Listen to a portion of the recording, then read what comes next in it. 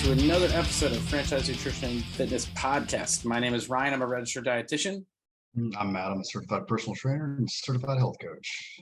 If you haven't already, go back and check out all the other episodes of Franchise Nutrition and Fitness Podcasts on wherever you like to listen to podcasts.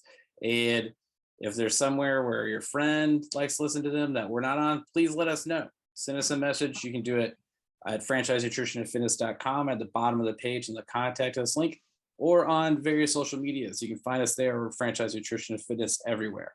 But either way, so other things aside, if you are listening to this podcast, if you go back, I want to say it's episode 5, I think.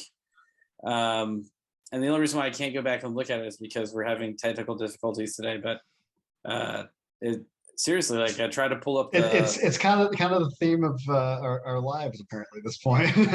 Yeah, we are currently recording this on June 14th, 2022, one of the hottest days in America ever, on record, anyways. So maybe that has something to do with it. But I don't know. Like I couldn't upload, and there's like wildfires happening everywhere out west, which is probably where the servers are located. That has like my show notes on them. But either way, it was one of those episodes we talked about some upcoming goals. And one of the things that I know from the episode was we talked about long-term goals and trying to find ways to build habits and stick to that goal.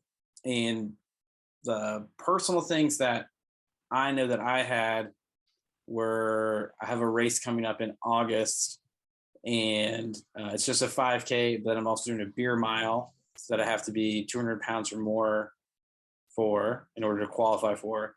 And Matt wanted to get back. His long-term goal, long-term, is lifting 300 pounds again on bench press. That's Matt's long-term goal that we're both working towards. And we talked about planning and programming and how you need to assess where you're at and how to move forward, and building small short-term goals in order to get to long-term goals. But like with everyone, it's not easy, including for us. So how have things been going for you, Matt? It's good. Like I'm the current routine I'm doing, I'm periodizing differently every week, which is nice, except that when I am doing a little bit heavier, my joints are telling me that I shouldn't be lifting that heavy occasionally. So 1 week, 12 to 15 reps the next week, 9 to 11 the next week, 6 to 8 the next week, 3 to 5, and then basically do it back over. So I'm actually currently on the 3 to 5 rep week, second round of that. And tomorrow's chest day. So I'm aiming to be able to lift between 275 and 285 for 5 reps tomorrow. So I'm well on my way for the bench press. So well on my way to that 300 pound rep max and then some, hopefully. So yeah.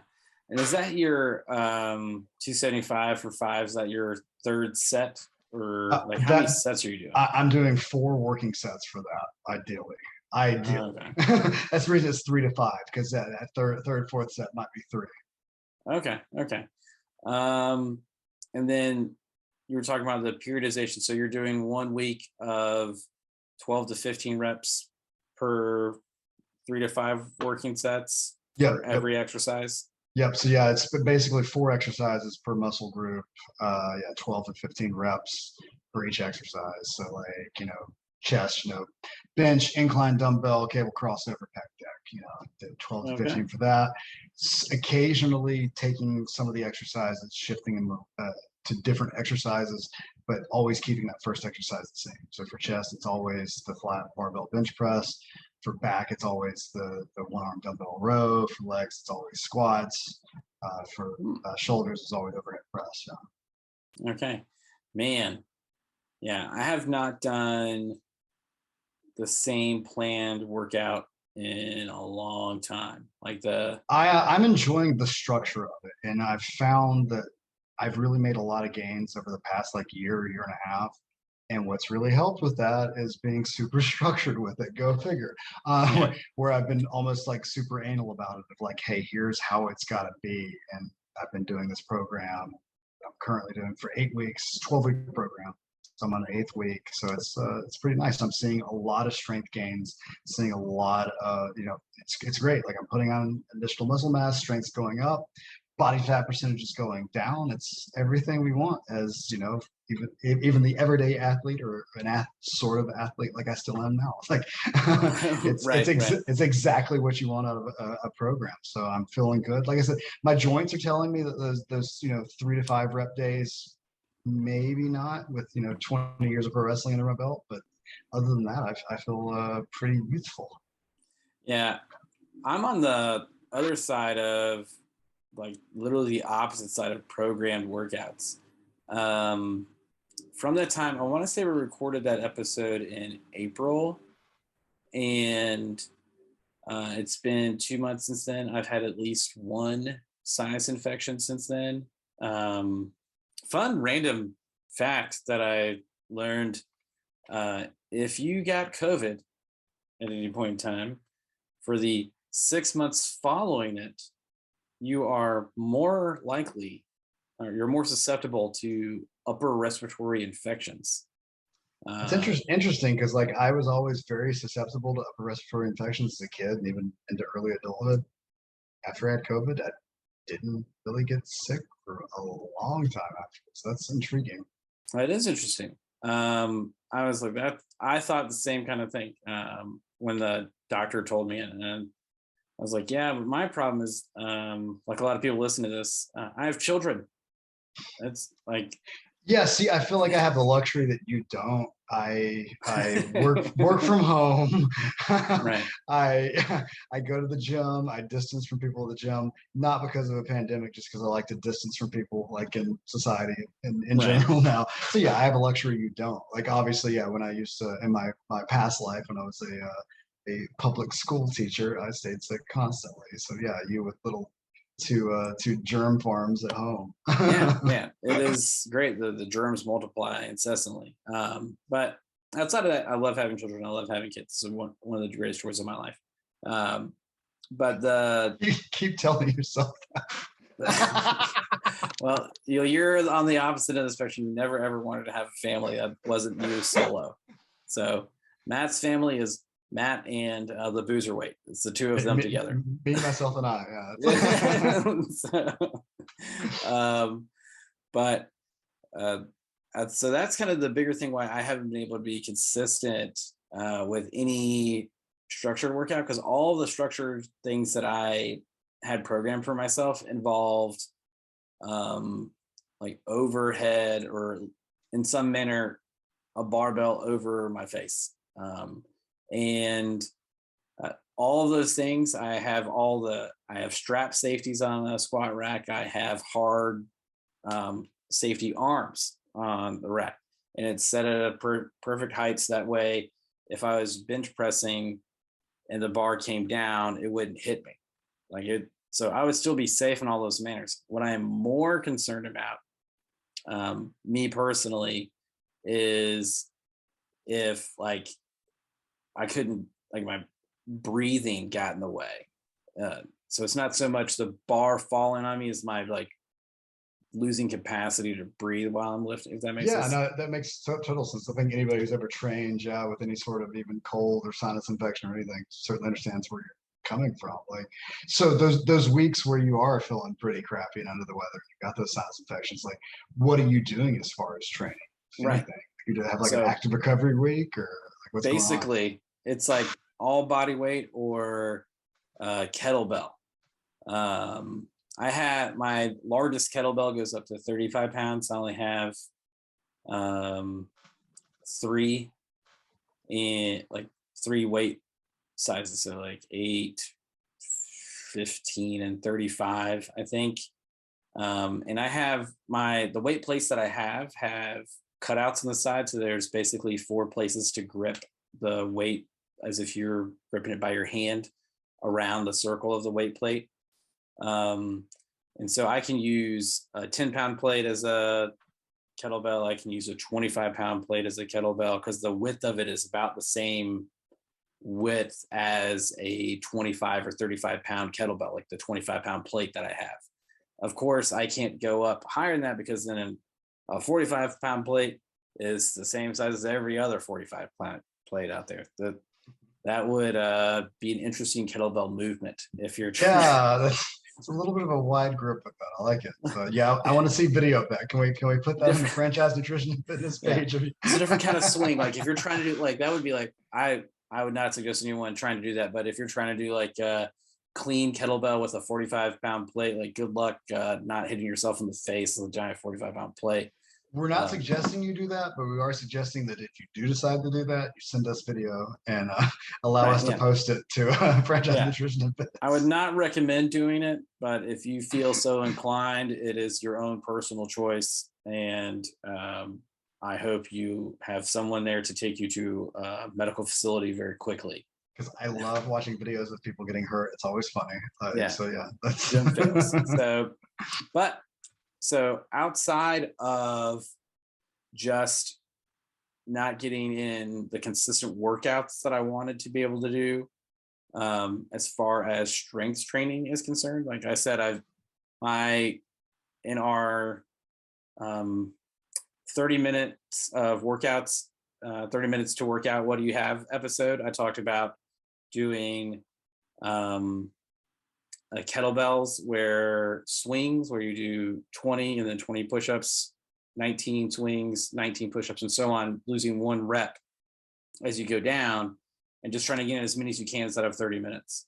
And I've done that several times over the times that I've been intermittently sick, because that's because it's just for time.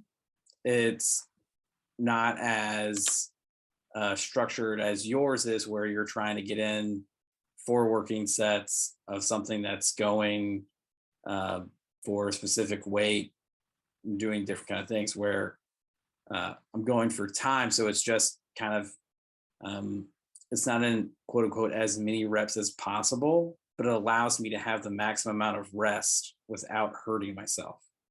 So I'm not trying to get as many reps in as possible. I start out with 20 swings at a lower weight than I normally would use and just see how I feel. Because they're definitely, and I think that's a big key there too. Like, we're gauging how your body feels that day. You know, like I said, like I'm aiming for, like 275, 285 tomorrow, but like if I'm going to the gym at 5:30 tomorrow morning, I get there, I didn't get a good night's sleep, I'm feeling, not feeling great, joints are hurting. Listening to your body and not just like being locked into going, hey, this is what I had programmed, I have to do. It's like, no, let's be safe with this and do it correctly. So I think it's a very big point you made. Yeah, and that goes into a rate of perceived exertion kind of thing. When I am not sick, my RPE, rate of perceived exertion, number 10, which is the highest of the RPE scale, is way different than my RPE 10 when I am sick. Absolutely. Your 10 when you're sick is probably your 5 when you're not. You're not doing close. It's like, oh my God, this sucks. Why am I doing this? I will admit, I did try to like lift up the 35-pound kettlebell, and like I did 1 swing and I was like, nope, not getting 2 out of this. Nope, I'm gauging this for myself, and I'm being smart. I'm not hurting myself today as I'm sick. Yeah, I'm only more concerned than that. Like I work out at my house, that if I got too hot and sweaty trying to keep up with it with decreased grip strength, that kettlebell is going to fly out of my hand and go through a wall. So I got to. Yeah. So you have like if I break a wall in the gym, like it's the wall in the gym. It's not my place. Like, yeah, no, I get it. Yeah, I'm a little bit more concerned. Like, I'm gonna. It's like I put all this work into building my home gym. I don't want to have any more home improvements. So I have plenty of stuff. Hang a poster over it. It's good. Yeah. And speaking of, and that's kind of the other thing too. Like, life happens and you have other stuff that you have to do. So just getting a workout in, even when you're sick, if it's something, like if you're really sick, I would not recommend that you work out. Like I mean, like really, really sick. Like you can't breathe at all. You probably need medical attention. Don't try to get your workout in that day. Go see a doctor. But if you have like solid advice. But if you have like a light cold And then we all, if you're an adult listening to this podcast, you know what a light cold is. If you have a light cold, you can probably handle going for a walk. It's probably gonna help you feel better too. Like my thing is, it's funny enough. I think the first place I ever read this was like in a Muscle and Fitness or something. You know, we like to rag on the pro mag stuff, but it was from Vince McMahon.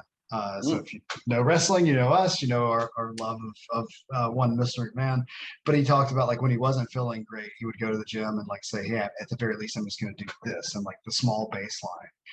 And then if I feel like more, I feel like more. If I don't, I don't, but at least I got something in. And that's often where I'm at when I'm not feeling well. I'll go there and I go, okay, like I'll go to the gym, I'll hop on the elliptical for 15 minutes, and then maybe that's my warm up, or maybe that's my entire workout. Like, all right, cool.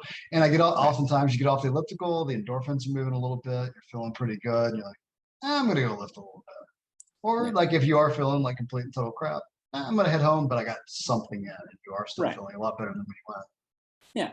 And all that to be said, the goal was a weight gain goal.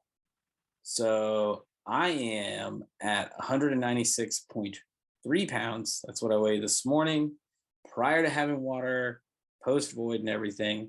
So I am just, I've gained a total of like 1.7 pounds since I started in April trying to gain weight to get to 200 pounds by the end of August. August 27th is when the race is. So I still have plenty of time to go, and I only got to get to 200 pounds. And the additional benefit is I'm pretty sure they're not going to weigh me naked. That's just throw on a sweatshirt, like a little hoodie, little sweatpants, you're good to go, some jewelry. It's going to be like August in the afternoon, as long as I'm hydrated, and I'll be standing on a scale and I'll be over 200 pounds. Funny enough, like if you're watching the video version of this, like don't think I'm like detoxing or something. I'm sweating profusely. The air conditioning has been out in my apartment. They luckily just fixed it. So my weight, I'm probably at the lightest I've been in forever because I've been sitting working from home all day. So I probably dropped 10 pounds of water weight. But you know, even without that, it's funny. Like we've always laughed before in the past. Like we always kind of just like switch around. Like, oh yeah, now you're at 196. Like I'm walking around at like 186 most days. So like, yeah, it is funny. Yeah. Two people in the franchise can't be greater. That was one of there's a wrestling promoter in Georgia. Let's not name them. Yeah, and he always says like, both franchise members can't be in shape at the same time. It's like, man, screw you, bud. Like, I don't know if you noticed, but we're over here working and you just watch everybody. I hate to tell you, you're not really doing a ton of stuff anymore. We need to make sure this stays a fitness podcast though, and not a wrestling podcast, because there's really no wrestling podcasts out there. You know, there's not a million of those whatsoever. Yeah. But either way, so I mean that's kind of where we're at. Those are the goals that we had, and that's where we're at right now, moving towards all of those things. So remember, even for you those out there, small steps make big changes down the road. Matt's getting closer to his goal of 300-pound bench press. I am getting closer to just being 200 pounds again. But we have plenty of time to continue work on that, just like you have time to work on your goals. But what are some things that you guys do at home to keep yourself on track? Do you have an accountability partner? Do you have a support system built up? Are you logging, journaling? What kind of different things can you possibly do to help you keep track of your goals? But let us know. Go to franchisenutritionandfitness.com, hit on the contact us page at the bottom, and you can send us a message about how you're tracking your goals, or you can find us on social media and comment on some posts. Let us know. Either way, remember, maximize every bite, maximize every rep.